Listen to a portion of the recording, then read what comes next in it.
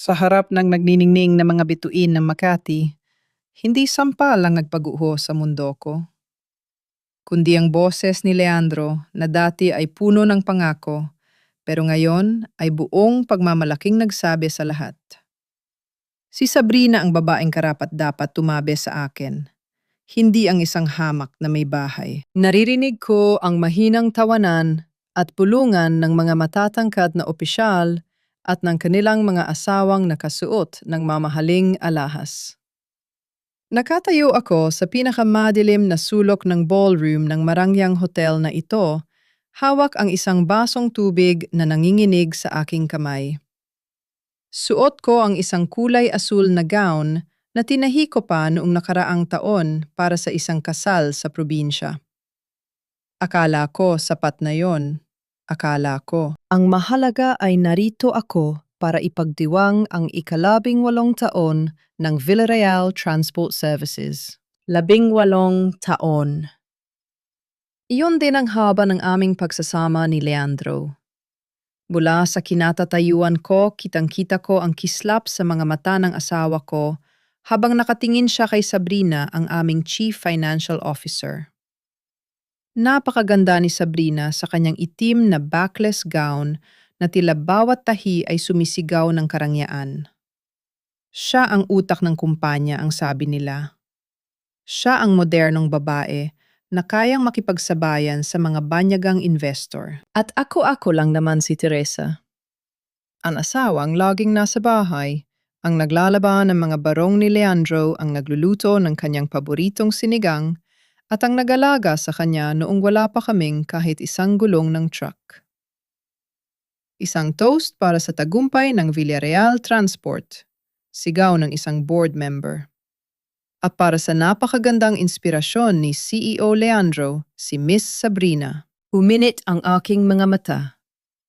Ang bawat palakpak ay tila saksak sa aking dibdib. Gusto kong sumigaw. Gusto kong tumakbo sa gitna ng entablado at sabihin sa kanilang lahat na ang perang pambili ng mga champagne na yan ay nagmula sa mga hikaw na pamana ng nanay ko na ibinenta ko noong unang taon namin. Gusto kong ipamuka sa kanila na bago naging CEO si Leandro, isa lamang siyang ahente na walang pambili ng tanghalian kung hindi ko pa ipinagluluto at ipinagbabalot. Inilapap ko ang baso sa mesa at nagsimulang maglakad patungo sa entablado. Ang bawat hakbang ko ay tila mabigat, tila hinihila ako ng sahig pababa. Ngunit ang galit na nananalaytay sa aking mga ugat ang nagbigay sa akin ng lakas. Leandro, tawag ko nang makalapit ako sa gilid ng stage. Hindi ito malakas, ngunit sapat na para marinig ng mga nasa malapit. Lumingon si Leandro. Ang kanyang ngiti ay biglang naglaho na palitan ng isang ekspresyong tila nakakita ng isang duming hindi dapat naroon. Humigpit ang pagkakahawak niya sa baywang ni Sabrina na tila ba pinoprotektahan niya ito mula sa akin. Teresa, anong ginagawa mo rito? Sabi ko sa iyo, sa bahay ka na lang maghintay dahil gabi na. Bulong niya. Ngunit ang boses niya ay puno ng iritasyon. Kumpanya natin ito, Leandro. Nakalimutan mo na ba? Sagot ko pilit na pinapanatili ang dignidad sa aking boses, kahit na pakiramdam ko ay bibigay na ang aking tuhod. 18 taon nating binuo ito. May karapatan akong nandito. Isang mapait na tawa ang kumawala sa mga labi ni Sabrina. Tumingin siya sa akin mula ulo hanggang paa, isang tinging puno ng pangungutya. Teresa dear, look around you. This is a business event. Ang mga tao rito ay pinag-uusapan ang stock market at expansion. What can you contribute? Your recipe for adobo? Bahagyang nagtawanan ang mga taong nakarinig. Ang aking mukha ay naginit sa sobrang hiya. Ngunit ang mas masakit ay ang pananahimik ni Leandro. Hindi niya ako ipinagtanggol. Sa halip, tinawag niya ang 2 security guard na nakatayo malapit sa pintuan. Ilabas niyo na siya, masyado na siyang nakainom. Malamig na utos ni Leandro. Leandro, asawa mo ako. Sigaw ko ng hawakan ng mga guard ang aking braso. Paano mo nagagawa ito sa akin sa harap ng maraming tao? Asawa, humarap siya sa akin ng kanyang mga mata ay kasing lamig ng yelo. Teresa, ang asawa ko ay dapat na nakakatulton sa akin na umangat, hindi yung laging nagpapaalala ng hirap ng nakaraan. You're an embarrassment to this company now. Umalis ka na, bago ko patawagin ang pulis. Kinaladkad ako ng mga guard, palabas ng ballroom. Ang bawat tingin ng mga panauhin ay tila latigo na humahagupit sa aking balat. Ang halakak ni Sabrina ang huling narinig ko bago sumara ang malaking pinto ng ballroom. Dinala nila ako hanggang sa madilim na parking lot ng hotel. Ang malamig na hangin ng gabi ay tila nakikisama sa aking nararamdamang panginginig. Habang nakatayo ako roon mag-isa at sugatan ng danggal, nakita ko ang paglapit ng isang itim na kotse. Bumukas ang bintana nito. Si Leandro. Ang kanyang mukha ay wala man lang bakas ng pagsisisi. Leandro, pag-usapan natin ito sa bahay. Huwag naman ganito. Pakiusap ko, lumapit ako sa kotse at humawak sa bintana. Ngunit imbes na sumagot, kumuha siya ng isang makapal na brown envelope mula sa passenger seat at padaskol na inihagis ito sa aking dibdib. Bumagsak ang envelope sa semento at lumabas ang ilang pahina ng papel. Huwag ka nang umuwi sa mansyon, Teresa. Nagpadala na ako ng mga gamit mo sa apartment na kinuha ko para sa iyo sa kabilang bayan. Sabi niya habang pinapaandar ang makina. Pirmahan mo na ang mga papel na yan kung ayaw mong lumabas na basahan sa kalsada. Let's end this quietly. Huwag mo nang hintayin na masira pa ang imahe ng Villarreal Transport dahil sa iyo. Leandro, anong ibig sabihin nito? Tanong ko habang nanginginig na pinupulot ang mga papel. Annulment papers, maikli niyang sagot. Tapos na tayo, Teresa. I've outgrown you a long time ago. Sabrina is the woman I need now. Siya ang babaeng karapat-dapat sa posisyong matagal mong inupuan ng walang ginagawa. Pinaharurot niya ang kotse, iniwan akong balot ng usok at alikabok sa gitna ng parking lot. Tiningnan ko ang mga papel sa aking kamay. Ang bawat letra ng aking pangalan doon ay tila patunay ng aking pagkatalo. Ngunit habang umiiyak ako, may isang bagay na nahulog mula sa aking lumang clutch bag. Isang maliit na susi. Ang susi sa lumang baul sa aming bodega sa Batangas. Doon kung saan ko'y tinago ang lahat ng mga lumang rekord, ang mga resibo, at ang isang lumang ledger na nagsasabi ng totoong kwento ng tagumpay ni Leandro Villarreal. Pinunasan ko ang aking mga luha. Hindi ito ang dulo. Kung ang 18 taon ng aking buhay ay itinuring niyang basura, titiyakin ko na ang bawat pahina ng aking sakripisyo ang siyang hihila sa kanya pababa mula sa kanyang kinalalagyan. Huminga ako ng malalim at tiningnan ang dambuhalang hotel sa aking harapan. Bukas, hindi na ako ang hamak na may bahay na kilala nila. Sa gabing iyon, sila naging estrangero sa akin ang kalsadang dinalhan ko ng maraming taon. Habang nakasakay sa isang lumang taxi, yakap-yakap ko ang envelope ng annulment papers na tila ba yon na ang natitirang piraso ng aking pagkatao. Ang bawat ilaw ng post na dinadaanan namin ay nagpapaalala sa akin ng kislap ng mga mata ni Leandro sa entablado. Ngunit hindi para sa akin ang kislap na yon. Nang makarating kami sa harap ng malaking gate ng aming mansyon sa Forbes Park, bumigat ang aking paghinga. Ito ang bahay na pinili ko, ang bawat kurtina ang bahay, kung saan ako natpuyat sa pag-aalaga kay Leandro nung nakasakit siya ng malubha at ang bahay na itinuring kong kuta ng aming pamilya. Ma'am, Teresa, pasensya na po, may utos po si Sir Leandro. Mahinang sabi ni Mang Carding ang security guard na 15 taon na naming kasama. Hindi niya magawang tumingin sa aking mga mata. Mang Carding, kukunin ko lang ang mga gamit ko at kakausapin ko si Mama Imelda, pakiusap ko. Alam niyo namang hindi ako gagawa ng gulo. Nag-alangan na binuksan ni Mang Carding ang maliit na pinto ng gate. Naglakad ako sa mahabang driveway.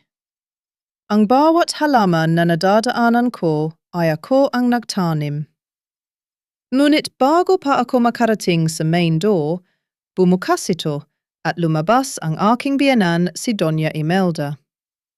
Naka-silk na nightgown siya at may hawak na baso ng wine. Ang kanyang mukha na madalas kong hilutin tuwing sumasakit ang kanyang ulo ay walang bakas ng awa. Mama, tawag ko umaasang kahit papaano ay may isang boses na magtatanggol sa akin. Mama, alam niyo po ba ang ginawa ni Leandro? Pinahiya niya ako sa harap ng lahat? May kasama siyang ibang babae. Isang malamig na buntong hininga ang pinakawala ni Doña Imelda. Humakbang siya pababa ng hagdan, ang tunog ng kanyang tsinelas ay tila paghatol sa akin. Teresa, huwag ka nang umarte na tila. Hindi mo ito inaasahan. Simula niya. Ang kanyang boses ay kalmado, ngunit bawat salita ay may lason. Alam ko ang tungkol kay Sabrina, at sa totoo lang, ako ang nagsabi kay Leandro na panahon na para ayusin ang buhay niya. Napatigil ang mundo ko. Ano po, Mama? 18 taon ko kayong pinagsilbihan. Itinuring ko kayong tunay na ina. Paano nyo nagawang konsintihin ang pagtataksil ng anak nyo? Pagpapasensya, Teresa. Iyan lang ang naibigay mo. Sagot niya habang tinitingnan ang aking gown na may mansa na ng alikabok mula sa parking lot. Pero ang kumpanya ang pangalan ng mga Villarreal. Kailangan niyan ng higit pa sa pagpapasensya. Sabrina is a visionary. She's brilliant. She fits our world. Ikaw, hanggang ngayon amoy bawang ka pa rin mula sa kusina. Kahit anong mahal ng pabango ang ibigay ko sa iyo, hindi mo kayang itago ang pagiging taga-probinsya mo. So iyon lang po pala ang halaga ko. Isang katulong na pwedeng palitan kapag may dumating na mas magara. Nanginginig kong tanong. Huwag kang magmalinis, Teresa. Nakatikim ka rin naman ng yaman dahil sa anak ko. Sabi niya bago tumalikod. Huwag mo na kaming hiyain pa. Tanggapin mo na ang alok ni Leandro.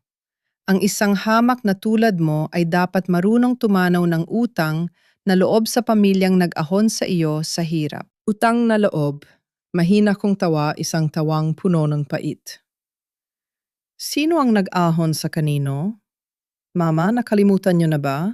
Noong wala kayong pambayad sa kuryente at ang mga alahas ko ang nagligtas sa inyo.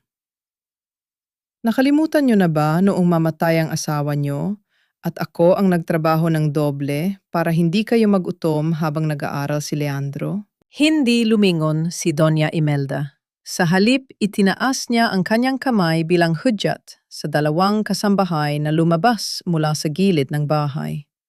May dala silang 3 malalaking itim na basurahan, ang mga garbage bag na madalas naming gamitin sa kumpanya. Yan na ang mga gamit mo, sabi ni Doña Imelda nang hindi humaharap. Ang mga mamahaling bag at alahas na binili ni Leandro para sa iyo ay mananatili rito. Hindi mo naman kailangan ng mga iyon sa apartment na pupuntahan mo.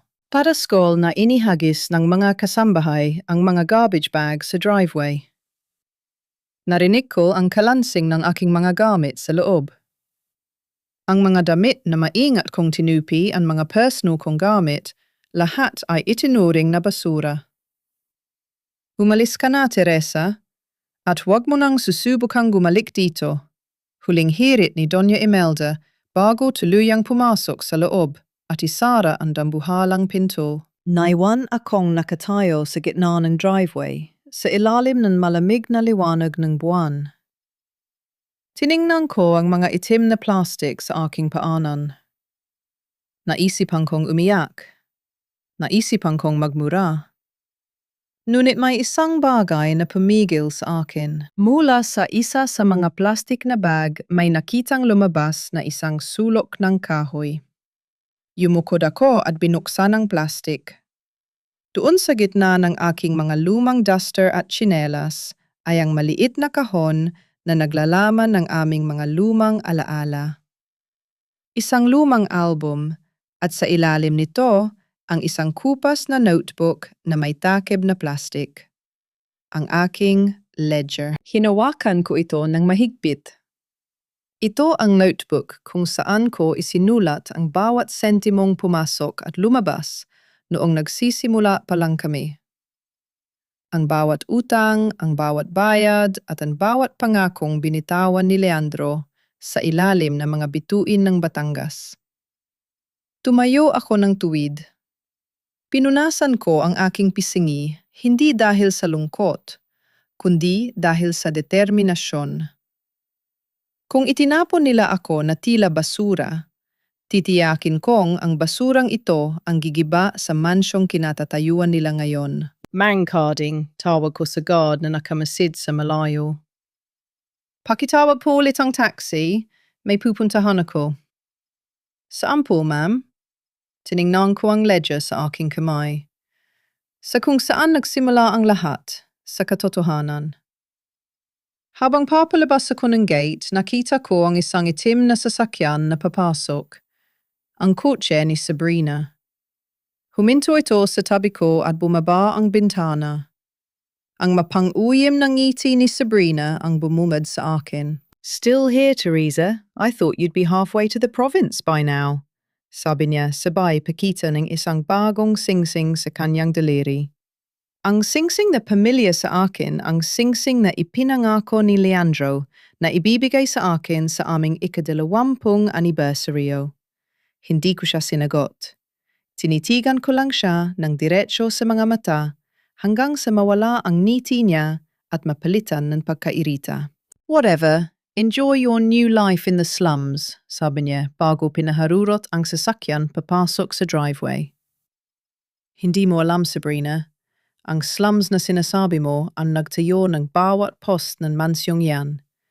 At ang slums din na yan ang magpapabagsak sa inyo. Ang maliit na apartment sa dulo ng isang makipot na eskinita sa Pasay ang naging huling hantungan ko sa gabing iyon. Malayo ito sa ingay ng Makati at sa katahimikan ng Forbes Park. Dito ang tanging naririnig ay ang patak ng tubig mula sa tumutulong gripo at ang malayang basina ng mga jeepney. Ibinaba ko ang mga itim na plastic na bag sa sahig. Ang bawat kalansing ng mga gamit sa loob ay tila tunog ng pagkabasag ng aking puso. Naupo ako sa isang lumang silya. Ang aking mga ay puno ng gasgas at dumi. Tumingin ako sa paligid 4 na pader na may kupas na pintura. Ito na ba ang halaga ng 18 taon? Isang silid na kasing liit ng banyo ng mansyong iniwan ko. Naninginig ang aking mga kamay habang binubuksan ko ang isa sa mga bag. Doon sa ilalim ng aking mga paboritong duster na amoy araw pa, ay lumitaw ang notebook na kanina ko pa hinahanap. Ang aking lumang ledger. Dahan-dahan ko itong kinuha. Ang balat nito ay gawa sa murang karton na binalutan ko noon ng plastic para hindi mabasa. May mga mansa ito ng kape at tuyong luha mula sa mga gabing hindi ako makatulog dahil sa pag-aalala kung paano kami makakaraos. Binuksan ko ang unang pahina. Ang petsa Hulyo 12, 2005. Ang unang entry ay nakasulat sa aking sariling sulat kamay, mas malinaw at puno ng pag-asa noon kaysa ngayon. Benta ng hikaw ni nanay, 3,500 piso. Down payment para sa lumang truck ni Leandro. Naramdaman ko ang pag-init ng aking mga mata. Hinaplos ko ang mga letrang iyon. Naalala ko pa ang araw na iyon. Umiyak ako habang ibinibigay ang mga hikaw sa sanglaan dahil iyon na lang ang natitirang alaala ko sa aking ina. Pero nang makita ko ang ngiti ni Leandro nang mahawakan niya ang manibela ng unang truck namin, sinabi ko sa sarili ko na sulit ang lahat. Nilipat ko ang pahina. Agosto 20, 2005. Gamot ni Leandro 52 piso. Hindi bumili ng tanghalian para may pambayad sa parmasya. Isang mapait na ngiti ang sumilay sa aking mga labi. Noong mga panahong yon, ang 50 piso ay tila ginto. Naalala ko ang hapdi ng sikmura ko habang pinapanood ko siyang uminom ng gamot. Akala ko ang bawat gutom na tiniis ko ay pundasyon ng isang masayang bukas. Akala ko ang bawat sentimong itinatago ko para sa krudo ng truck ay puhunan para sa aming pagtanda.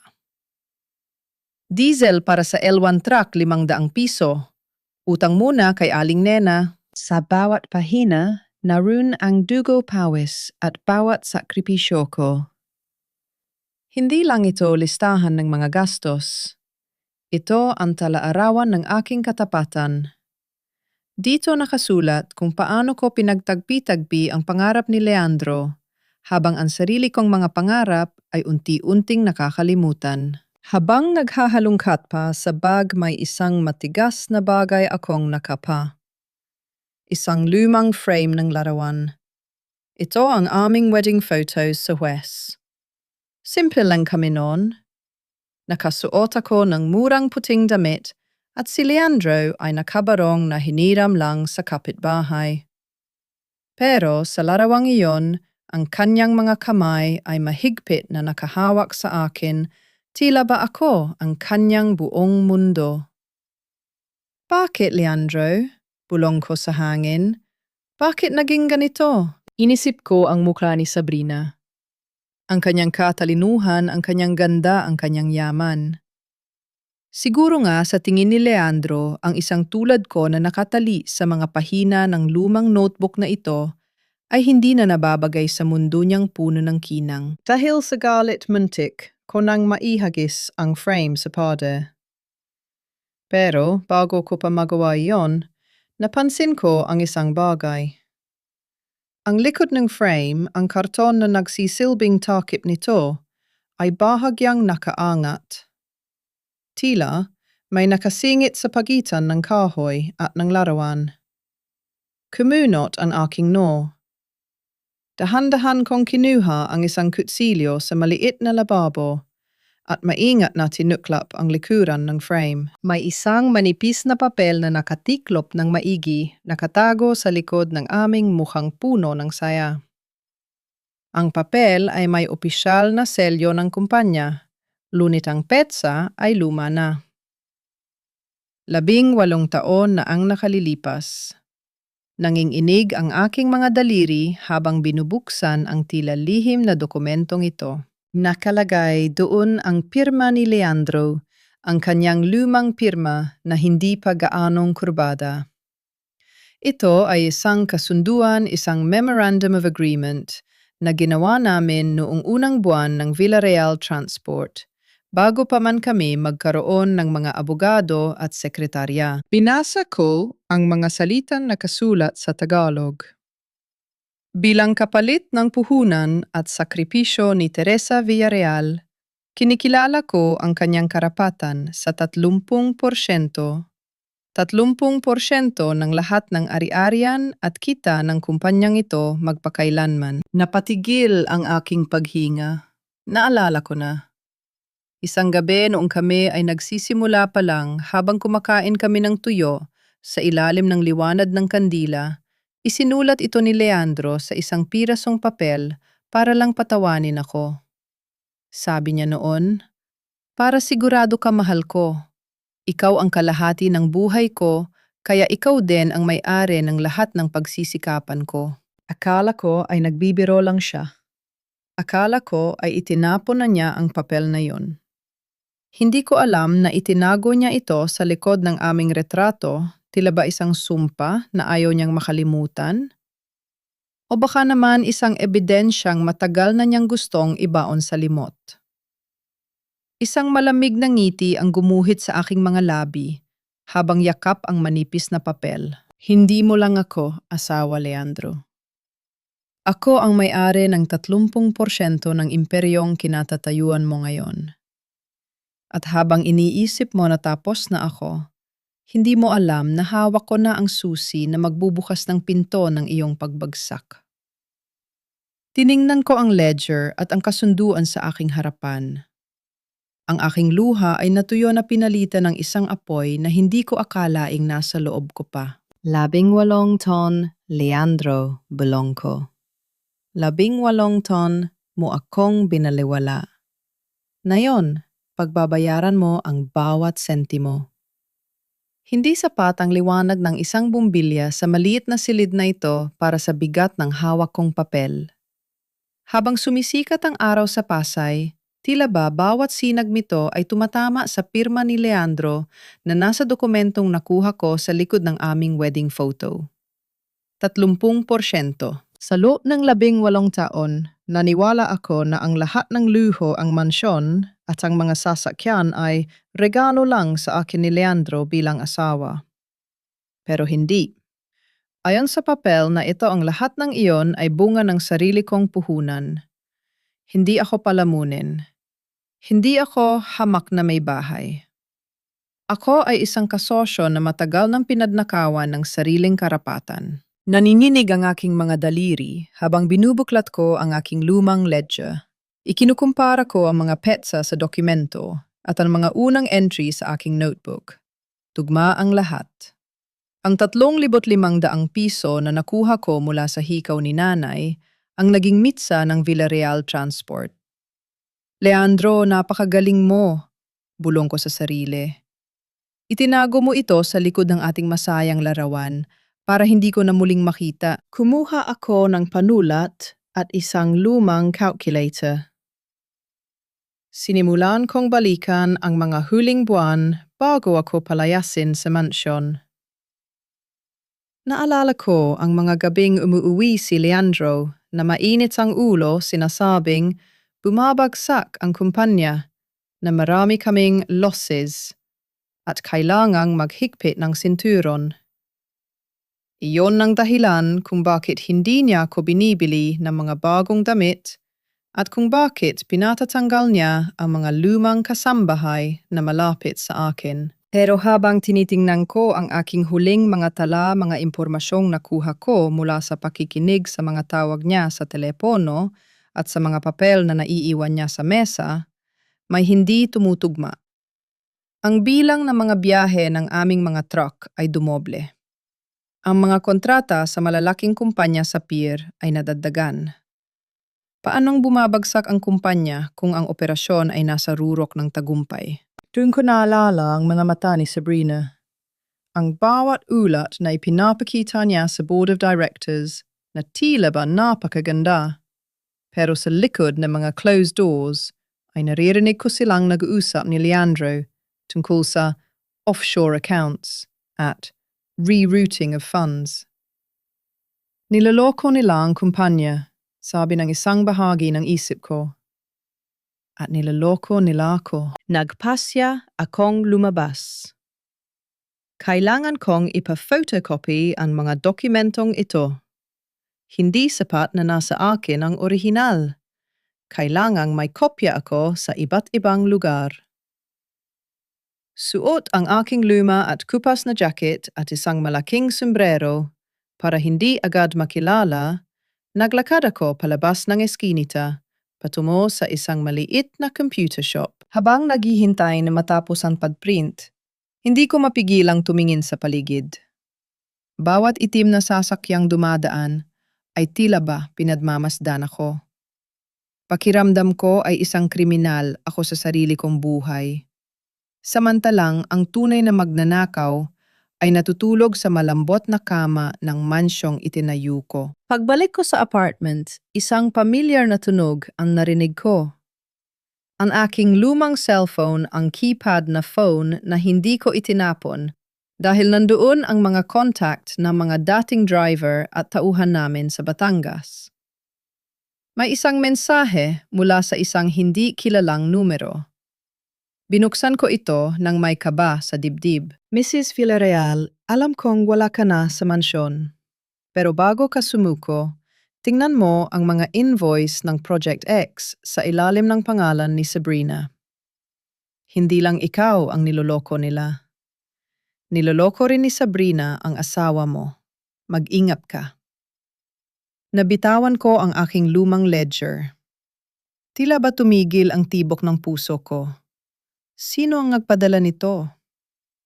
Isang kaibigan o isa ring kaaway na gustong gamitin ako. Ngunit ang isang pangungusap ang tumatak sa aking isipan. Niloloko rin ni Sabrina ang asawa mo. Isang mapait na ngiti ang gumuhit sa aking mga labi. Kung akala ni Leandro ay nakahanap siya ng reyna na papalit sa akin, hindi niya alam na ahas ang pinatuloy niya sa kanyang higaan. Akala mo ba, Leandro, ay ikaw lang ang marunong magtaksil? Bulong ko sa madilim na silid. Ngayon, ang 30% na hawak ko ay hindi na lang proteksyon. Ito na ang aking sandata. Gagamitin ko ang kasakiman ni Sabrina laban sa kahangalan ni Leandro. Kinuha ko ang aking ledger at sinimulang isulat ang isang bagong entry sa huling pahina. Hindi na ito tungkol sa benta ng hikaw o pambili ng gamot. Petsa ngayon, layunin bawiin ang lahat ng inakaw sa akin. Habang tinitingnan ko ang dokumento ng aking 30% shares, alam ko na ang laban na ito ay hindi na lang tungkol sa pag-ibig. Ito ay tungkol sa katarungan para sa bawat sentimo at bawat patak ng pawis na ibinuhos ko sa loob ng 18 taon. Naghintay ako sa susunod na hudyat. Ang apartment na ito na tila ba kulungan ay naging headquarters ng aking tahimik na digmaan. Hindi pa man natutuyo ang tinta sa huling isinulat ko sa aking ledger. Isang malakas at sunod-sunod na katok ang yumanig sa manipis na pinto ng aking apartment. Ang tunog na iyon ay hindi katulad ng katok ng isang kapitbahay. Ito ay marahas puno ng otoridad at tila ba gustong gibain ang tanging proteksyon ko. Mabilis kong isinilid ang ledger at ang dokumento ng aking 30% shares sa ilalim ng kutson ng aking kama. Hindi ko alam kung bakit, pero ang kutob ko ay nagsasabing hindi ito magandang balita. Nang buksan ko ang pinto ang amoy ng mamahaling pabango, isang amoy na kabisado ko na ang unang sumalubong sa akin. Doon sa gitna ng makipot at mabahong eskinita ng Pasay, nakatayo si Sabrina. Suot niya ang isang puting power suit na tila ba nagniningning sa gitna ng karumihan ng paligid. Sa likod niya ay 2 lalaking nakauniporme ng pulis. Look at this place, panimula ni Sabrina, habang tinatakpan ang kanyang ilong ng isang telang sutla. Teresa dear, hindi ko akalaing dito ka pala babagsak. Mas malala pa pala ito sa kulungan ng aso namin sa mansyon. Anong ginagawa mo rito, Sabrina? Malamig kong tanong. Pinilit kong hindi manginig ang aking boses sa harap ng mga pulis. Isang simpleng bisita lang. Umiti siya, isang ngiting kasing talas ng labaha. At may kasama akong mga opisyal dahil may kailangan kaming bawiin mula sa iyo. Isang bagay na hindi mo pagmamayari pero kinuha mo bago ka umalis. Kumunot ang aking no. Wala akong kinuha sa inyo. Umalis ako sa mansyon na ang dala lang ay ang mga basura nyo. Tumingin si Sabrina sa mga pulis at tumango. Officer, ito ang babaeng tinutukoy ko. Siya ang huling nakita sa master's bedroom bago nawala ang aking diamond necklace na nagkakahalaga ng 2 milyong piso. Isang heirloom piece yun na ibinigay sa akin ni Leandro. Tila tumigil ang mundo ko. Diamond necklace? Wala akong kinuha. At lalong wala akong balak kumuha ng anumang pag-aari ng ahas na ito. Mawalang galang na po, Ma'am Teresa, sabi ng isang pulis si Officer Santos. Mukhang hindi siya komportable sa sitwasyon. May warrant po kami para i-search ang lugar na ito. May report po si Miss Sabrina na ninakaw niyo ang nasabing alahas. Magnanakaw ka, Teresa, sigaw ni Sabrina. Sapat na para marinig ng mga kapitbahay na nagsisimula ng mag-usisa sa labas ng aking pinto. Akala mo ba ay makakatakas ka? Ginamit mo ang huling gabi mo sa mansyon para pagnakawan ang asawa ko. Ramdam ko ang init sa aking mga pisingi. Ang hiya na pilit kong iniiwasan ay tila isang dambuhalang alon na lumunod sa akin. Naririnig ko ang bulungan ng mga kapitbahay. Ayan na nga bang sinasabi ko? Mukha kasing gipit na gipip. Sayang, mukhang disenteng babae pa naman. Wala akong kinuha. Ulit ko. Pero pilit na akong itinutulak ng mga pulis para makapasok sila sa loob. Nagsimulang maghalongkat ang mga pulis sa aking iisang bag at sa mga plastic na naglalaman ng aking mga lumang damit. Inihagis nila sa sahig ang aking mga duster, ang aking mga panloob, at maging ang aking mga lumang tsinelas. Pinanood ko ang bawat gamit ko na tila ba tinatapak-tapakan ng kanilang mga sapatos. Habang naghahalongkat sila, lumapit sa akin si Sabrina. Ibinulong niya sa aking tainga ang mga salitang hindi maririnig ng mga pulis. Alam ko namang wala sa iyo ang kwintas, Teresa, dahil nasa akin lang yon nakatago sa vault ko. Anya ang boses ay puno ng katuwaan. Pero kailangan kong siguraduhin na mabubulok ka sa kulungan bago mo pa maisip ang lumaban. Pirmahan mo na ang quitclaim papers na dinala ko at sasabihin ko sa mga pulis na nagkamali lang ako ng hinala. Kung hindi handa ka na bang maranasan ang buhay sa likod ng rehas. Tiningnan ko siya ng diretso. Ang galit sa loob ko ay tila bulkan na malapit ng sumabog. Pero naisip ko ang ledger. Naisip ko ang dokumentong nakatago sa ilalim ng kutson. Kung papayag ako sa gusto niya mawawala ang lahat ng pinaghirapan ko. Kahit kailan hindi ako pipirma sa inyo, sagot ko mahina pero matatag. Talaga? Sabi ni Sabrina. Tumingin siya sa pulis na papalapit sa aking kama. Officer, na-check niyo na ba ang ilalim ng kutson? Biglang bumilis ang tibok ng puso ko. Hindi doon nakatago ang lahat. Sir, may nakita kami, sigaw ng isang pulis. Hinalos niya ang kutson at kinuha ang notebook, ang aking ledger. At kasama nito ang dokumento ng 30% shares. O ano ito? Tanong ni Sabrina sabay agaw sa notebook. A journal of your crimes? At anong papel ito? Nang mabasa ni Sabrina ang tungkol sa 30% shares, nakita ko ang biglang pagbabago sa kanyang muka. Nawala ang mapang-uyam na ngiti. Ang kanyang mga mata ay nanlaki sa gulat at takot. Hindi niya akalaing may hawak akong ganitong klaseng ebidensya. This is fake, sigaw ni Sabrina sabay punit sa isang bahagi ng notebook. Officer, itong notebook na ito, ebidensya rin ito ng pagnanakaw niya ng mga trade secrets ng kumpanya. Ngunit bago pa niya tuluyang masira ang dokumento, may isang boses na pumailan lang mula sa pinto. Bitawan mo ang notebook na yan, Miss Sabrina.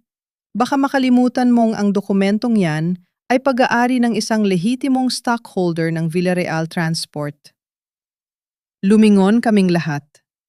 Sa pinto ay nakatayo ang isang matandang lalaki na nakasuot ng maayos na barong, hawak ang isang briefcase. Attorney Ramos. Ang dating punong abogado ng kumpanya na tinanggal ni Leandro dahil sa pagtanggi nitong aprubahan ang mga illegal na transaksyon ni Sabrina. Teresa, tawag sa akin ni Attorney Ramos, ang kanyang mga mata ay puno ng respeto. Pasensya na kung natagalan ako, pero handa na akong bawiin ang lahat ng sayo. Tumingin si Sabrina sa amin, ang kanyang mukha ay naging kasing puti ng papel. Anong ginagawa mo rito, Ramos? Wala ka ng kapangyarihan sa kumpanya. Sa kumpanya, wala na, sagot ng abogado. Pero sa batas, marami akong alam. At ang pagnanakaw na tinutukoy mo, officer, may dala kong video footage mula sa dashcam ng isang taxi na nagpapakita kung paano inilagay ng isang tauhan ni Miss Sabrina ang isang bagay sa loob ng gamit ni Mrs. Villarreal kanina bago siya umalis ng mansyon. Tila nabitawan ni Sabrina ang ledger. Ang bitag na inihanda niya para sa akin ay tila biglang bumalik sa kanya. Officer, arrestin niyo na siya kung gusto niyo, hamon ni Sabrina, pilit na nagpapakatapang. Pero hindi niyo mapapatunayan ang mga paratang ni Ramos. Inakay ako ni Attorney Ramos palabas ng apartment. Huwag kang mag-alala, Teresa. Ang notebook na yan, ang ledger mo, yan ang magsisilbing kabaong nila. Tara na. Habang isinasakay ako ni Attorney Ramos sa kanyang sasakyan, nakita ko ang pagdating ng isa pang kotse. Ang kotse ni Leandro. Bumaba siya at tiningnan ako ng may halong gulat at galit. Pero sa pagkakataong ito, hindi na ako yumuko. Tapos na ang pagiging hamak na may bahay, Leandro, bulong ko sa sarili habang umaandar ang sasakyan.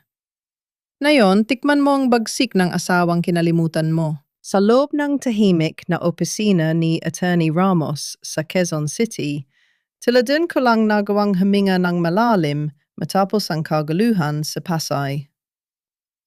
Ang bawat sulok ng silid ay puno ng mga makakapal na libro ng batas. Ngunit para sa akin, ang tanging aklat na mahalaga ay ang kupas na notebook na nakapatong ngayon sa lamesa ang aking ledger. Uminom ka muna, Teresa, sabi ni Attorney Ramos habang iniabot ang isang baso ng tubig. Ligtas ka na rito. Hindi ka na nila pwedeng galawin nang walang dadaan sa akin. Salamat, Attorney. Hindi ko alam kung ano ang gagawin ko kung hindi kayo dumating, sagot ko. Nanginginig pa rin ang aking mga kamay habang hinahawakan ang baso. Umupo si Attorney Ramos sa harap ko at isinuot ang kanyang salamin.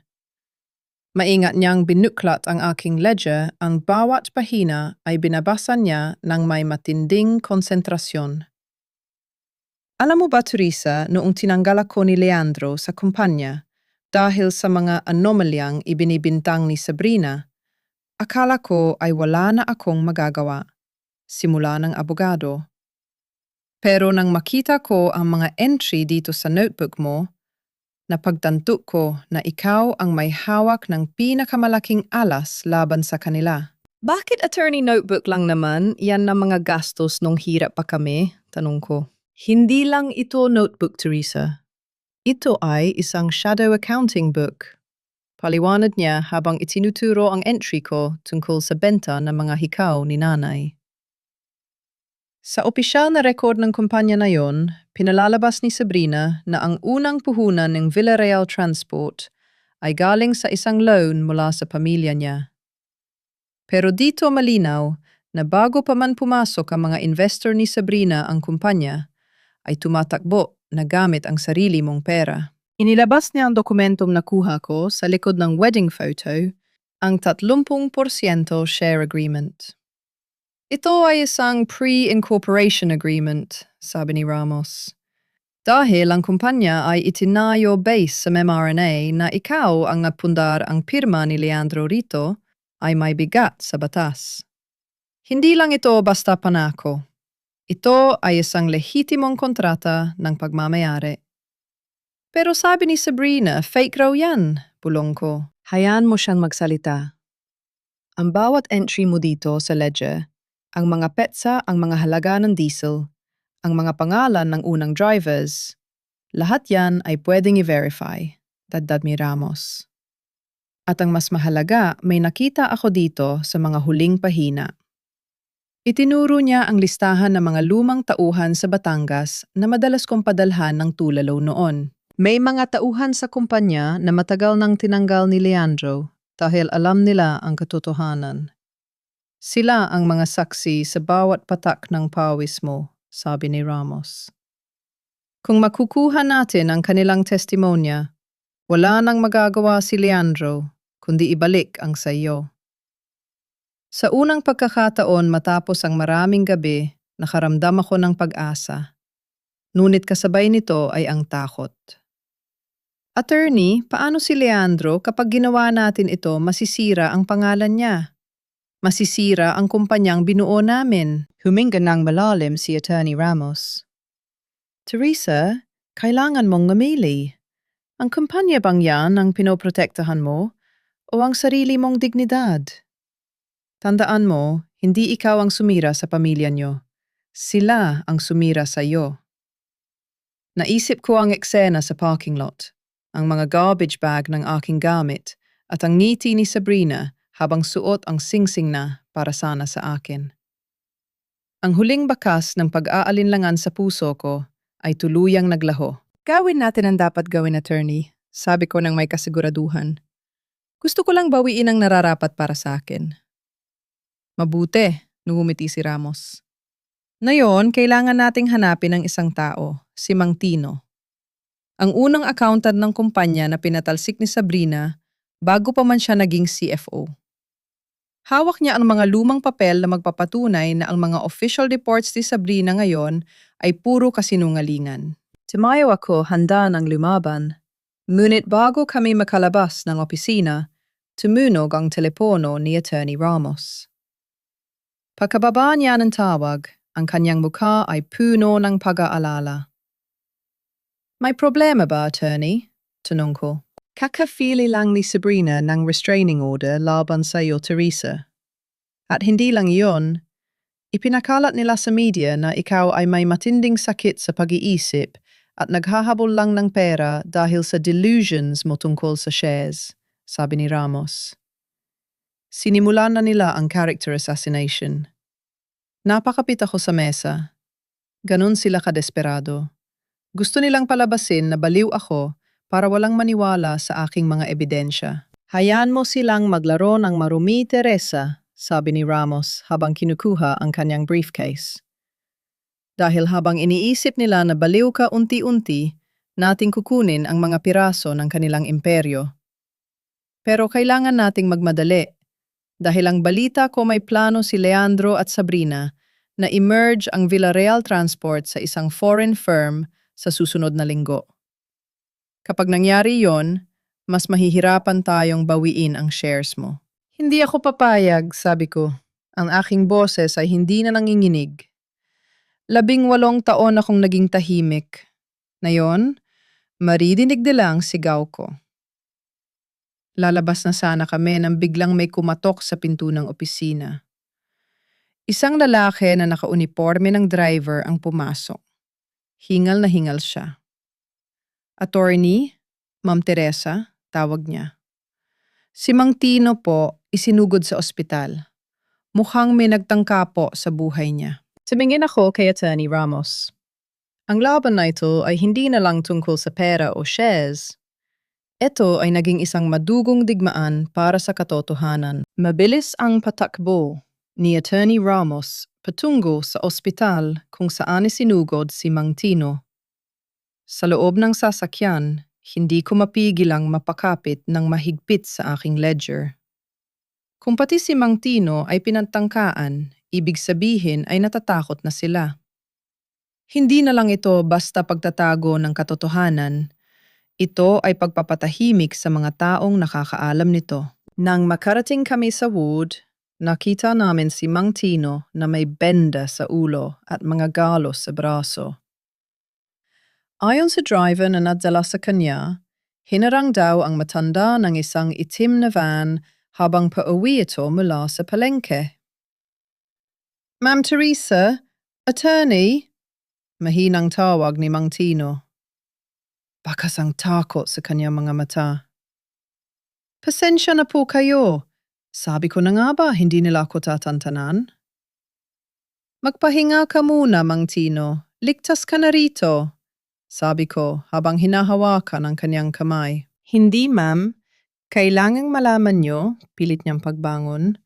Bago nila ako nakuha, may naisalba akong isang folder mula sa lumang archive ng kumpanya. Akala ni Sabrina ay nasunog na ang lahat ng iyon noong fire incident sa opisina, 5 taon na ang nakakalipas. Inabot niya ang isang naninilaw na folder na nakatago sa ilalim ng kanyang unan. Nandyan ang mga real-time audit reports bago pa ito linisin ni Sabrina para ipakita kay Sir Leandro.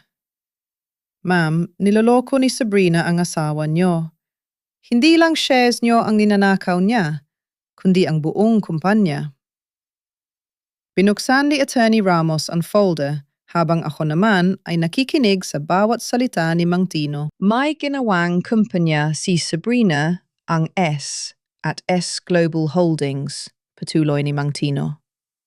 Lahat ng malalaking kontrata ng Villarreal Transport ay dahan-dahang inililipat sa kumpanyang iyon. Pinapalabas niyang subcontractors sila, pero sa totoo lang, doon dumidiretso ang kita. Si Sir Leandro, pinapapirma lang niya sa mga dokumentong akala niya ay para sa expansion, pero yon pala ay transfer of assets. Naramdaman ko ang panlalamig ng aking buong katawan. Hindi lang pala ako ang tinraidor. Ang binuo naming imperyo ni Leandro ay unti-unti na palang kinakain ng anay na pinatuloy niya sa kanyang buhay. Attorney, tingnan mo ito, tawag ko kay Ramos habang itinuturo ang isang invoice sa folder.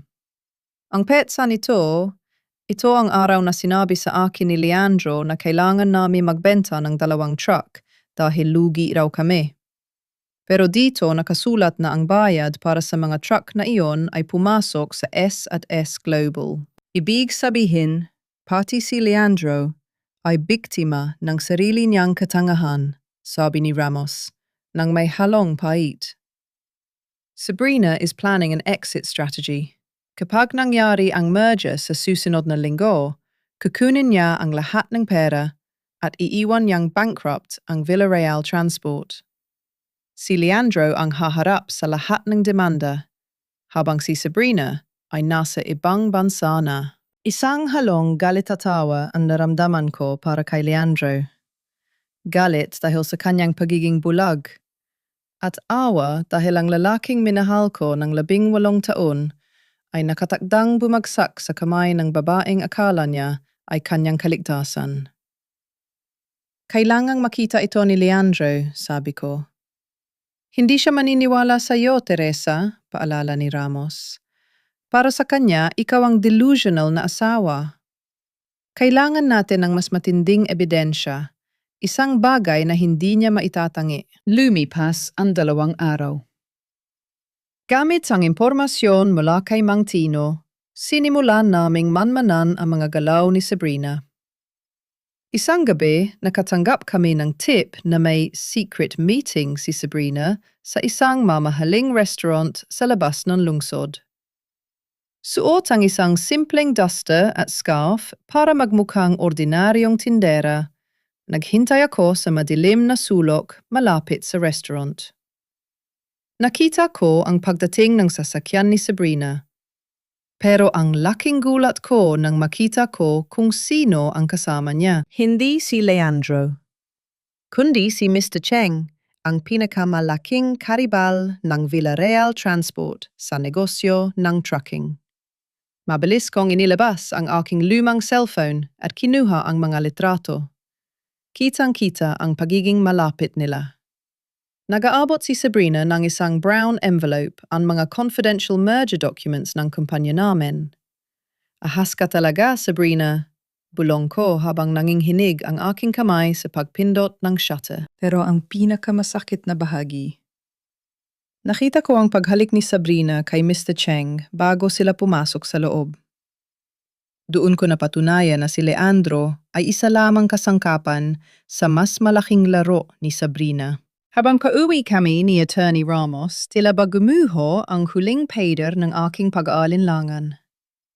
Kung dati ay gusto ko lang bawiin ang aking 30% shares, ngayon ay alam ko na ang misyon ko, kailangang iligtas ang kumpanya mula sa tuluyang pagkawasak. Kahit na ang ibig sabihin nito ay harapin ko ang lalaking sumira sa puso ko. Attorney, tawag ko habang nakatingin sa mga litrato sa aking phone. Ipadala mo ang mga litratong ito kay Leandro, pero huwag galing sa akin. Ipadala mo bilang isang concerned stockholder. Bakit hindi natin gamitin agad sa korte? Tanong ni Ramos. Dahil gusto kong makita kung paano siya magre-react kapag nalaman niyang ang reyna niya ay natutulog na sa kama ng kanyang kaaway. Sagot ko. Ang boses ko ay kasing lamig na ng yelo. Gusto kong maranasan niya ang naramdaman ko nung gabing iyon sa Makati. Pagbaba ko sa aking maliit na apartment, may isang itim na kotse na naghihintay. Bumukas ang pinto at lumabas si Leandro. Mukha siyang pagod, gusot ang kanyang barong at bakas ang kalituhan sa kanyang mga mata. Teresa, tawag niya. Kailangan nating mag-usap. Tumingin ako sa kanya hindi bilang asawa, kundi bilang isang babaeng handa ng maningil. Gabi na, Leandro. Baka hinahanap ka na ng reyna mo, sabi ko sabay talikod. Alam ko na, Teresa. Sabi niya ang boses ay nanginginig. Nakatanggap ako ng mga litrato kanina. Totoo ba? Totoo ba ang lahat ng ito? Humarap ako sa kanya at itinaas ang aking ledger. Ang katotohanan ay matagal nang nasa harap mo, Leandro. Masyado ka lang nabulag ng kinang ng huwad na ginto. Tila, isang ligaw na aso si Leandro, habang nakatayo sa labas ng aking pinto. Ang dating makinis at di-plants ang barong niya ay gusot na, at ang kanyang buhok na laging maayos ay gulo-gulo na. Tila ba galing siya sa isang malaking gulo? Ngunit sa kabila ng kanyang itsura, ang kanyang mga mata ay nananatiling puno ng pagmamalaki, isang pagmamalaking pilit na itinatago ang takot. Teresa, pumasok tayo. Hindi tayo pwedeng mag-usap dito sa labas. Baka may makarinig sa atin. Bulong niya habang pasimple niyang tinitingnan ang mga kapitbahay na nagsisimulang mag-usisa. Bakit, Leandro? Natatakot ka bang malaman nila na ang CEO ng Villarreal Transport ay narito sa isang slum para makiusap sa asawang itinaboy niya? Ang boses ko ay kalmado malamig at walang bahid ng emosyon. Hindi siya nakasagot. Pumasok siya sa loob nang hindi ko pinapahintulutan. Tiningnan niya ang paligid, ang maliit na mesa, ang tumutulong gripo at ang aking mga gamit na nasa loob pa rin ng mga itim na plastic na bag. Nakita ko ang pandidiri sa kanyang mga mata, pero mabilis niya itong pinalitan ng isang pilit na awa. Teresa, alam kong nakamali ako sa gabing iyon sa Makati. Masyado lang akong nadala ng pressure sa merger. Simula niya. Lumapit siya sa akin, tila ba susubukan niyang hawakan ang aking kamay, pero agad akong lumayo. Pero itong mga litratong natanggap ko, itong tungkol kay Sabrina at Mr. Cheng, gawa-gawa mo lang ito, di ba gusto mo lang kaming sirain dahil galit ka? Natawa ako ng mahina. Isang tawang walang saya kundi puno ng pangungutya. Galit, Leandro, ang galit ay para sa mga aataong may pakialam pa. Ang mararamdaman ko sa iyo ngayon ay wala na, kundi isang malalim na pagkadismaya. Inilabas ko ang aking cellphone at ipinakita sa kanya ang video footage na nakuha ni Attorney Ramos ang footage kung saan hinalikan ni Sabrina si Mr. Cheng sa harap ng restaurant. Namutla si Leandro. Napaupo siya sa aking lumang silya. Ang kanyang mga kamay ay nanginginig. Paanong nagawa sa akin ito ni Sabrina? Ibinigay ko sa kanya ang lahat. Ang tiwala ko, ang kumpanya. Ibinigay mo sa kanya ang kumpanya nating dalawa, Leandro. Pagtatama ko. Ibinigay mo sa kanya ang 18 taon ng pawis ko dahil akala mo ay mas karapat-dapat siya dahil sa ganda at talino niya. Ngayon, napatunayan mo na ba kung gaano ka katalino sa pagpili? Biglang tumayo si Leandro. Ang kanyang takot ay biglang nauwi sa galit. Kaya ba ginagawa mo ito, itong 30% shares na sinasabi mo? Teresa, magising ka, isang pirasong papel lang yon mula sa nakaraan. Hindi yon tatayo sa korte. Sasabihin ko sa lahat na pinilit mo lang akong pirmahan yon o kaya ay peke yon. Subukan mo, Leandro, hamon ko. Nasa akin ang ledger. Ang bawat entry doon ay tugma sa mga unang taon ng kumpanya. At alam mo kung ano ang pinakamasakit? Ang ledger na iyon ang magpapatunay na noong panahong wala kang kahit isang kusing ang hamak na may bahay, na ito ang nagpakain sa iyo. Kumuha si Leandro ng isang makapal na brown envelope mula sa kanyang briefcase. Inilapag niya ito sa mesa ng may puwersa. Pirmahan mo na ang annulment papers at itong quitclaim, utos niya habang bumabalik ang kanyang dating otoridad. Magbabayad ako. Bibigyan kita ng 5 milyong piso. Sapat na yon para makabili ka ng bahay sa Batangas at mabuhay ng marangya habang buhay. Pero bitawan mo ang kumpanya. Huwag mong idamay ang Villarreal Transport sa gulo natin. Tiningnan ko ang mga papel. 5 milyon. Isang malaking halaga para sa marami. Pero para sa akin, iyon ay isang insulto. Isang suhol para manahimik ako habang ninanakaw nila ang aking dignidad. 5 milyon para sa 18 taong ko, Leandro. Kinuha ko ang mga papel at dahan-dahang pinunit ang mga ito sa harap niya. Ang bawat punit ay tila pagpapalaya sa aking sarili mula sa kanyang kontrol. Hindi mo kayang bayaran ang bawat patak ng luha ko noong gabing pinalayas mo ako. At lalong hindi mo kayang bayaran ang 30% na pag-aari ko. Anong gusto mo, Teresa? Gusto mo ba akong makitang nagmamakaawa? Sigaw niya. Gusto ko lang makuha ang sa akin, Leandro, at ang katarungan para sa mga taong niloko ni Sabrina sa ilalim ng ilong mo, sagot ko. Ngayon, umalis ka na. Wala na tayong dapat pag-usapan. Lalabas na sana si Leandro nang may galit nang biglang tumunog ang kanyang cellphone.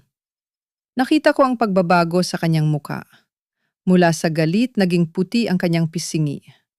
Ang kanyang mga mata ay nanlaki sa gulat. Ano-anong audit? Sigaw niya sa telepono. Sino ang nag-file ng reklamo sa SEC? Hindi pwedeng mangyari ito ngayon. May merger kami sa susunod na linggo. Napatingin siya sa akin. Ang kanyang labi ay nanginginig. Ikaw ang gumawa nito, di ba? Hindi ako sumagot. Nung gumiti lang ako, isang niting nagsasabing ang laban ay nagsisimula pa lang. Sabi ko sa iyo, Leandro, huwag mo nang hintayin na masira ang imahe ng Villarreal Transport dahil sa akin. Bulong ko gamit ang parehong salitang sinabi niya sa akin nung gabing yon sa parking lot. Dahil sa pagkakataong ito, hindi lang imahe ang mawawala sa iyo. Mawawala ang lahat. Nabitawan ni Leandro ang kanyang phone habang nakatanggap siya ng isa pang mensahe. Ang anonymous shareholder na nag-request ng audit ay opisyal ng kinilala ng board. At ang shareholder na iyon ay may hawak na 30% ng kumpanya. Naiwan si Leandro na nakatulala sa gitna ng aking maliit na silid habang ako ay payapang naupo at binuksan ang aking ledger. Hindi na nagawang sumagot ni Leandro. Ang kanyang dating matikas na tindig ay tila gumuho na parang isang bahay na gawa sa baraha. Sa loob ng maliit at mainit kong apartment, ang CEO ng Villarreal Transport ay nagmukhang isang batang nawawala sa gitna ng bagyo.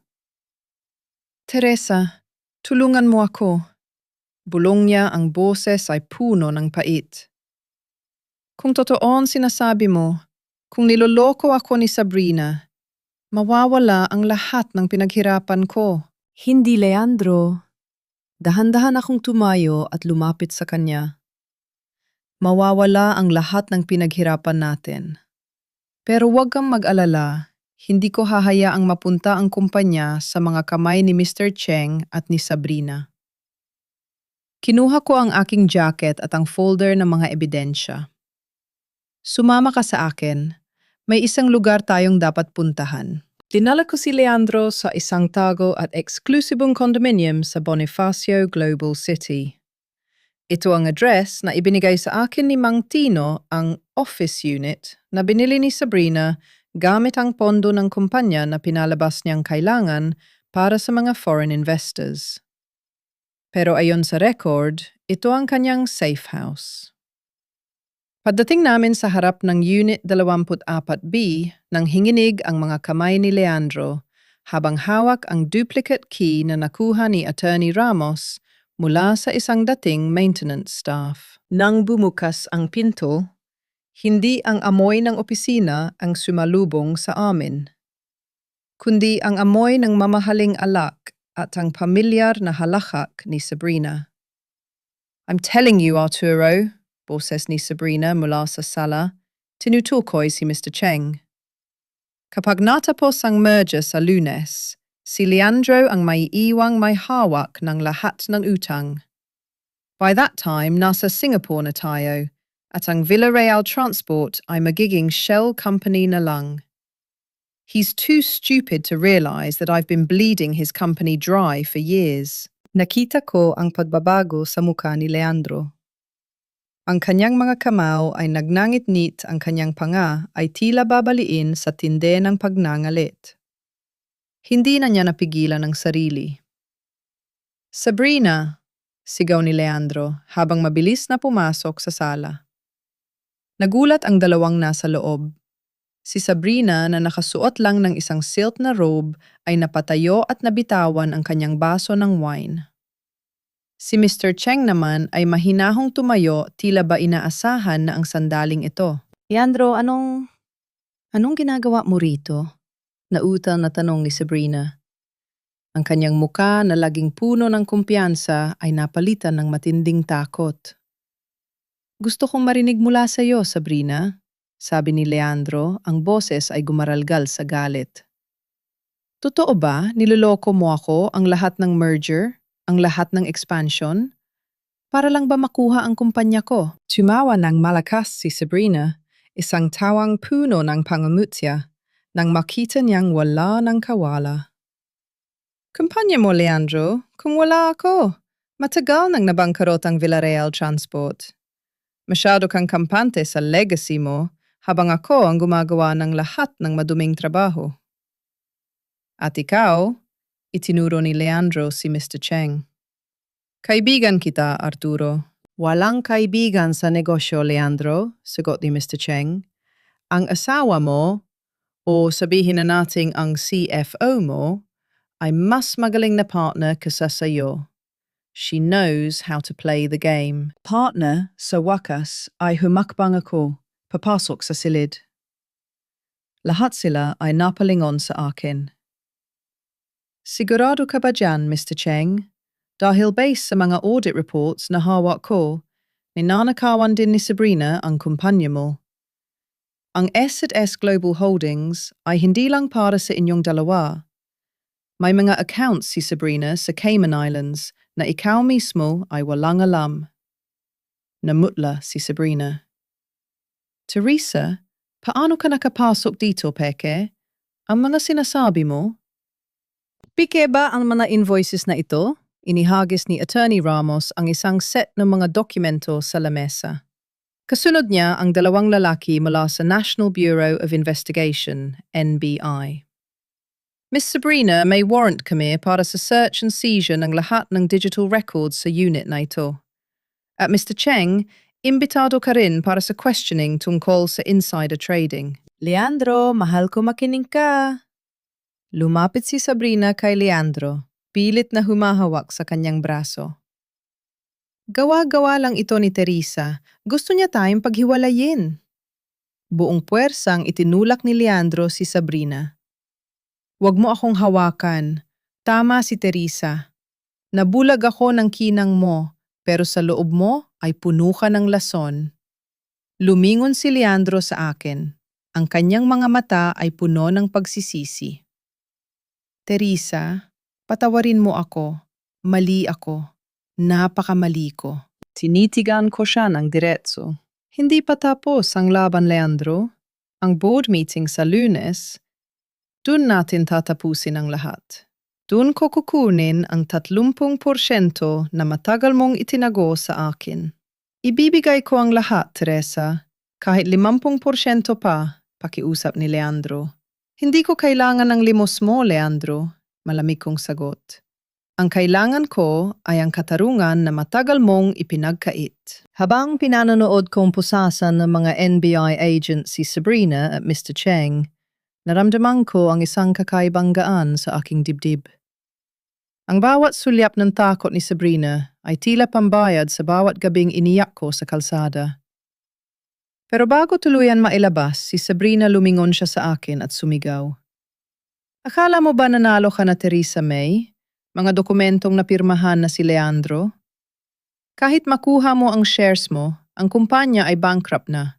Wala ka nang babalikan, kundi isang basyong imperyo. Napatigil si Leandro. Napatingin siya sa akin. Ang kanyang muka ay puno ng pangamba. Teresa, totoo ang sinabi niya. Marami akong napirmahang guarantees. Baka wala na tayong kumpanyang ililigtas. Mumiti ako at hinawakan ang aking ledger. Huwag kang mag-alala, Leandro. May isang bagay na hindi alam ni Sabrina. Ang ledger na ito, hindi lang ito listahan ng utang. Ito ang mapa ng bawat tagong asset na itinabi ko noong nagsisimula pa lang tayo. Ang pera na itinuri mong lihim na ipon ko, iyon ang gagamitin nating panimula para isalba ang kumpanya. Sa gitna ng kaguluhan, doon ko napatunayan na ang isang hamak na may bahay ay hindi lang basta tagaluto ng adobo. Siya ang pundasyon na kahit anong yanig ay hindi kayang gibain. Sa boardroom ng Villarreal Transport Services, ang hangin ay kasing lamig ng yelo mula sa aircon. Ngunit ang tensyon ay sapat na para magliyab ang buong silid. Naroon ang mga board of directors, mga lalaking nakasuot ng mamahaling barong at suit mga mukhang balisa at handa ng magunahan sa pagtalon mula sa lumulubog na barko. Hindi pwedeng mangyari ito, sigaw ni Director Mariano ang pinakamatanda sa grupo. Ang balita tungkol sa pagkakaaresto kay Sabrina ay kumakalat na bagsak na ang stocks natin. Leandro, anong plano mo? Nakaupo si Leandro sa dulo ng mahabang lamesa. Ang kanyang mga kamay ay nakatakip sa kanyang mukha. Wala na ang CEO na puno ng yabang. Ang natira ay isang lalaking durog ang pagkatao. Ang merger, hindi na ito matutuloy, mahinang sabi ni Leandro. Lahat ng pinirmahan ko kay Sabrina ay nakatali sa mga utang na hindi natin mababayaran. Ibig sabihin, bankrupt na tayo, galit na tanong ng isa pang direktor.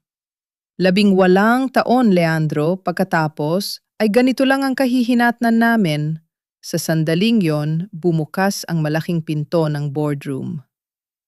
Pumasok si Attorney Ramos at sa likod niya naglalakad ako ng may taas no at dahan-dahang hakbang. Hindi na ako ang babaeng nakasuot ng kupas na duster. Suot ko ang isang maayos na kulay abo na blazer simple, pero puno ng otoridad. Sa aking kanang kamay, hawak ko ang aking lumang ledger. Sino ang babaeng ito? Tanong ni Director Mariano habang nakataas ang kilay. Leandro, anong ginagawa ng asawa mo rito? This is a private meeting. Tumayo si Leandro, ngunit hindi para magalit. Siya ang may hawak ng kasagutan sa problema natin. Inilapap ko ang aking ledger sa gitna ng makintab na lamesa. Ang tunog nito ay tila isang hatol na umalingaw-ngaw sa buong silid. Ako si Teresa Villarreal. Panimula ko ang boses ko ay matatag at hindi nanginhinig. At narito ako para bawiin ang 30% ng kumpanyang ito, ang shares na matagal nang itinago sa akin. Ngunit lehitimong pag-aari ko simula noong unang araw ng operasyon. Nagkaroon ng bulungan sa loob ng silid. Ibinigay ni Attorney Ramos ang mga kopya ng pre-incorporation agreement at ang mga audit reports mula sa aking ledger. 30%, tawa ni Director Mariano. Kahit pahawak mo yan, Mrs. Villarreal, ang kumpanya ay bound sa utang. Anong silbi ng shares mo sa isang basyong imperyo? Iyan ang akala nyo, sagot ko. Pinuklat ko ang huling bahagi ng aking ledger. Sa loob ng 18 taon habang winawaldas ni Leandro ang pera sa mga luho at habang ninanakaw ni Sabrina ang pondo, may isang account na hindi nila alam. Isang account na binuksan ko gamit ang mga lihim na ipon mula sa mga matatagumpay na biyahe noong nagsisimula pa lang tayo. Nagulat si Leandro. Teresa, ang emergency fund na sinasabi mo? Iyon ang pondo na itinuring mong barya lang, Leandro, sabi ko. Pero dahil sa tamang pag-iipon at compound interest sa loob ng 18 taon, sapat ang perang yon para bayaran ang mga kadyat na utang ng kumpanya at pigilan ang foreclosure ng aming mga truck. Ngunit may isang kondisyon. Ano? Halos sabay-sabay na tanong ng mga directors. Kailan kang bumaba sa pwesto si Leandro bilang CEO? Direkta kong sabi. Tiningnan ko ang asawa ko nang walang halong pag-aalinlangan. At kailangang kilalanin ako bilang majority controlling interest sa loob ng susunod na 6 na buwan para maisaayos ang pananalapi ng Villarreal Transport. Hibang ka na ba? Sigaw ni Director Mariano. Isa kang housewife. Anong alam mo sa pagpapatakbo ng trucking company? Hindi ako nagpatinag. Kinuha ko ang ledger at binasa ang isang entry mula noong 2010. Director Mariano, noong 2010, noong muntik na tayong mawalan ng kontrata sa Port of Manila dahil sa strike, alam mo ba kung sino ang nakiusap sa mga drivers para bumalik sa trabaho? Ako. Habang kayo ay nagpapanik, sa opisina ako ang nasa garahe nakikinig sa hinaing nila. Dahil alam kong sila ang puso ng negosyong ito. Tiningnan ko ang bawat isa sa kanila. Alam ko ang bawat pangalan ng driver, ang bawat plate number ng truck, at ang bawat ruta ng ating mga biyahe. Alam ko kung saan nanggaling ang bawat sentimong kinikita nyo. Kayo, alam nyo ba? Tumahimik ang buong boardroom. Walang makasagot. Pirmahan nyo ang board resolution, utos ko. O hayaan nyo ang kumpanyang ito na mabulok kasama ang pride nyo. Dahan-dahang tumayo si Leandro. Lumakad siya patungo sa akin at kinuha ang panulat. Tumingin siya sa akin hindi na bilang asawa, kundi bilang isang taong ngayon lang, tunay na nakakilala sa aking kakayahan. Pirmahan nyo na, sabi ni Leandro sa mga board members. Si Teresa, siya ang tunay na pundasyon ng Villarreal Transport. Kung hindi dahil sa kanya, matagal na tayong wala rito. Isa-isang pumirma ang mga directors. Ang bawat gasgas ng panulat sa papel ay tila musika sa aking pandinig. Nang matapos ang pirmahan, tumayo ako at kinuha ang aking ledger. Mula sa araw na ito, ang Villarreal Transport ay hindi na pag-aari ng isang taong nabulag ng kasakiman. Ito ay babalik sa pagiging isang kumpanyang may dangal. Palabas na sana ako nang tawagin ako ni Leandro. Teresa, maari ba tayong mag-usap? Pwede ba akong bumalik sa mansyon? Huminto ako sa pintuan pero hindi ako lumingon. Ang mansyon ay akin na, Leandro. Ayon sa quitclaim na nilagdaan mo kanina para maisalba ang kumpanya, lahat ng conjugal assets ay naisalin na sa pangalan ko bilang pambayad sa shares na ninakaw nyo. Saan ako pupunta? Tanong niya ang boses ay puno ng kawalan ng pag-asa. May bakanteng apartment sa Pasay, sabi ko. Ang boses ko ay walang pait, kundi katotohanan lang. Sa dulo ng eskinita. Doon mo matututunan kung paano magsimula mula sa wala. Gaya ng ginawa ko noong 18 taon na ang nakalipas. Isinara ko ang pinto ng boardroom. Sa labas, ang mga empleyado ay nakatingin sa akin. Numiti ako sa kanila isang ngiti ng isang reynang. Sa wakas ay nabawi na ang kanyang korona, hindi gamit ang dahas, kundi gamit ang katotohanang nakasulat sa isang lumang ledger. Sa loob ng maliit na apartment sa Pasay, ang parehong silid kung saan ako umiyak at nanalangin. Noong gabing itinaboy ako doon, na yon, nakaupo si Leandro. Ang tunog ng tumutulong gripo na dati ay nagpapabaliw sa akin ay siya, na nayong musika sa kanyang pag-iisa. Wala nang aircon, wala nang mga katulong na naghahanda ng kanyang kape, at wala nang mga mamahaling suit sa kanyang cabinet. Ang tanging kasama niya ay ang init ng silid at ang bigat ng kanyang mga maling desisyon. Bakit hindi ko man lang alam kung paano buksan ang stove na ito? Pulong ni Leandro sa sarili habang nakatingin sa lumang gasol. Sa buong buhay niya, ang lahat ay inihahain sa kanya. Hindi niya alam na ang bawat tasang kape at bawat malinis na barong niya ay bunga ng pag-aalagang binaliwala niya. Sa kabilang bahagi ng lungsod, sa likod ng rehas ng isang detention center, naroon si Sabrina. Wala na ang kanyang power suit at ang nagmininging na diamond necklace.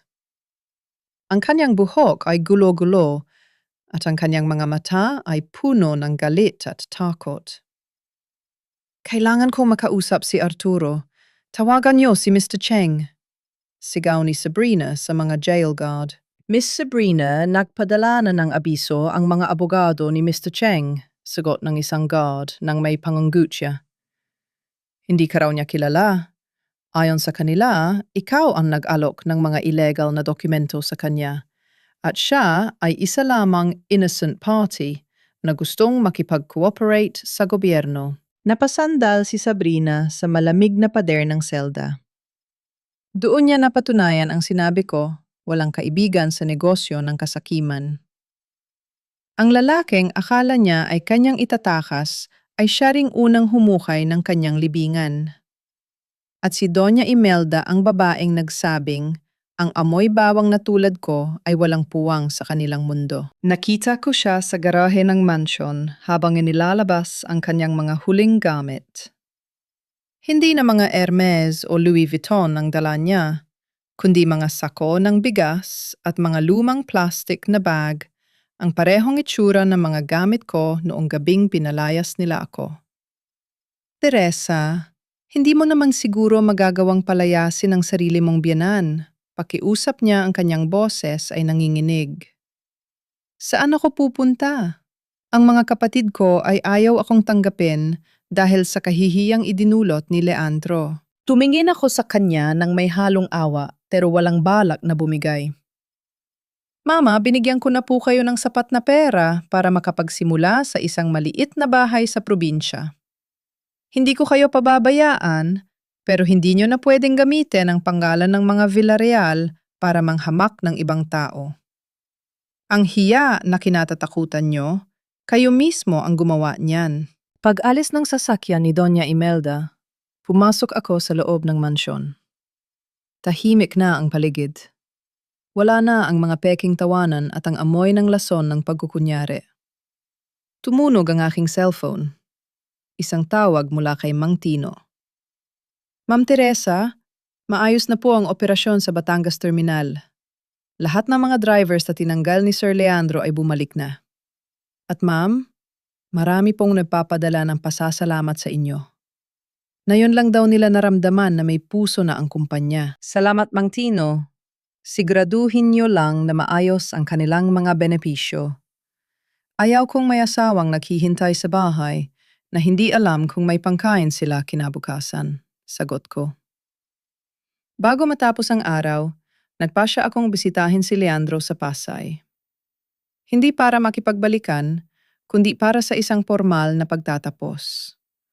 Nang buksan niya ang pinto, tila tumanda siya ng 10 taon sa loob lang ng ilang araw. Pagkakita niya sa akin, agad siyang lumuhod at niyakap ang aking mga binti. Teresa, patawarin mo ako. Isasama mo na ba ako pabalik? Hindi ko kaya rito. Hindi ko alam kung paano mamuhay ng ganito. Pagmamakaawa niya habang umiiyak. Dahan-dahan kong inalis ang kanyang mga kamay. Yumukod ako para pantayan ang kanyang mga mata.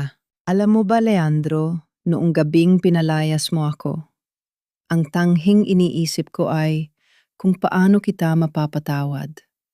Pero habang tumatagal, na-realize ko na hindi ko kailangan ang patawad mo. Ang kailangan ko ay ang mahanap ang sarili ko na matagal mong ibinaon sa ilalim ng mga tungkulin ko bilang asawa. Inilabas ko ang huling pahina ng aking ledger. May nakasulat doon na isang huling entry. Hulyo 20, 2026. Bayad na ang lahat ng utang. Ang 18 taon ay tapos na. Ito ang huling tulong ko sa iyo, Leandro. Inabot ko sa kanya ang isang susi. Iyan ang susi sa lumang truck na unang-una nating pag-aari. Ipinagawa ko yon. Kung gusto mong bumangon, magsimula ka sa manibela, gaya ng ginawa natin noon. Pero Teresa, mahal mo pa ba ako? Tanong niya nang may pag-asa sa kanyang mga mata. Numiti ako, isang ngiti ng kalayaan. Mahal ko ang alaala ng Leandro na nakilala ko sa Batangas. Pero ang lalaking nasa harap ko ngayon, isa na lang siyang aral na hinding-hindi ko nauulitin. Tumalikod ako at naglakad palabas ng eskinita. Sa labas naghihintay ang aking sasakyan. Sumilip ako sa bintana at nakita ko ang pagsikat ng buwan. Ang 18 taon ng aking sakripisyo ay naging isang dambuhalang alon na tumangay sa lahat ng dumi sa aking buhay. Ngayon, ang bawat pahina ng aking ledger ay hindi na listahan ng mga gastos, kundi patunay ng aking panalo. Hindi na ako ang hamak na may bahay. Ako si Teresa, ang babaeng sumira sa sarili niyang kulungan para maging reyna ng sarili niyang buhay. Isang taon ang mabilis na lumipas. Tila ba isang mabilis na biyahe ng truck sa ilalim ng nagbabagong panahon. Nakatayo ako ngayon sa dalampasigan ng Batangas. Suot ang isang simpleng puting bestido na sumasabay sa ihip ng preskong hangin. Sa harap ko ay ang bagong gawang gusali ng Teresa Foundation, Alamat ng May Bahay. Ito ang pangarap na nabuo mula sa mga pahina ng aking lumang ledger. Isang center na naglalayong turuan ang mga kababaihan ng financial literacy, livelihood programs, at higit sa lahat ang pagkilala sa sarili nilang halaga sa loob ng tahanan. Ang Villarreal Transport Services ay hindi na lang basta kumpanya ng sasakyan. Sa ilalim ng aking pamumuno bilang president at chairwoman, naging kilala ito bilang kumpanyang may puso. Wala na ang mga lihim na accounts at maruruming transaksyon. Ang bawat driver ay may maayos na insurance at ang bawat pamilya nila ay may kasiguraduhan sa kinabukasan. Ma'am Teresa, handa na po ang lahat para sa ribbon cutting, tawag sa akin ni Attorney Ramos. Mas malakas na ang kanyang tindig na yon at ang kanyang ngiti ay puno ng pagmamalaki. Hindi na siya basta abogado. Siya na ang aking katuwang sa pagpapatakbo ng kumpanya ng may integridad. Bago ako lumapit sa entablado, napansin ko ang isang pamilyar na truck na nakaparada sa dikalayuan. Ang lumang L isa truck, ang unang pundasyon ng aming buhay. Bumaba ang driver nito para mag-deliver ng mga supplies para sa foundation. Si Leandro. Mula sa malayo, nakita ko ang kanyang pagbabago. Maitin na ang kanyang balat dahil sa araw magaspang ang kanyang mga kamay at bakas sa kanyang mukha ang tunay na hirap ng pagtatrabaho. Wala na ang CEO na mayabang. Ang naroon ay isang lalaking nagpapakumbaba sa harap ng manibela. Nagtagpo ang aming mga mata. Walang galit sa puso ko, wala na ring pait. Isang maliit na tango lang ang ibinigay ko sa kanya, isang pagkilala sa taong naging bahagi ng aking nakaraan. Pero wala nang puwang sa aking kasalukuyan. Nakita ko ang pagtulo ng luha sa kanyang mga mata habang binibigyan niya ako ng isang formal na pagsaludo. Iyon ang kanyang paraan ng pagsasabi ng salamat at patawad. Humarap ako sa mga kababayhang naghihintay sa akin. Marami sa kanila ay tulad ko noon, mga nanay na ang tanging hawak ay sandok at walis mga asawang ang tanging pangarap ay para sa iba at hindi para sa sarili. Sa loob ng 18 taon, panimula ko sa aking talumpati habang hawak ang aking lumang ledger na ngayon ay nakalagay na sa isang glass case bilang simbolo ng foundation. Naniwala ako na ang halaga ko ay nakadepende sa kung gaano ako kagaling magsilbi sa iba. Naniwala ako na ang pagiging hamak na may bahay ay isang limitasyon. Tumingin ako sa bawat isa sa kanila. Pero ngayon, narito ako para sabihin sa inyo ang bawat sentimong pinaghirapan nyo, ang bawat minutong inilaan nyo para sa pamilya, at ang bawat sakripisyong ginawa nyo sa loob ng 4 na sulok ng inyong bahay, lahat yan ay may halaga. Huwag nyo kailanman hahayaang may magsabing kayo ay lang. Dahil ang isang may bahay na marunong magpahalaga sa sarili niya ay kayang magpatakbo ng isang imperyo. Nagpalakpakan ang lahat. Sa gitna ng ingay at saya, naramdaman ko ang tunay na kapayapaan. Wala na ang gintong alahas ni Sabrina, wala na ang mansyon ng mga Villarreal, at wala na ang mga kasinungalingan ng nakaraan. Ang tanging dala ko ay ang aking danggal at ang kakayahang tumayo sa sarili kong mga paa. Sa huling pahina ng aking bagong notebook, isinulat ko ang isang maikling pangungusap bago ko ito isara. Ang tunay na kayamanan ay hindi matatagpuan sa vault ng kumpanya, kundi sa kalayaan ng isang babaeng nagpasya ng mahalin ang sarili niya. Huminga ako ng malalim lumingon sa dagat ng Batangas at tuluyang naglakad patungo sa aking bagong buhay. Ang biyahe ay mahaba, pero sa pagkakataong ito, ako na ang may hawak ng manibela.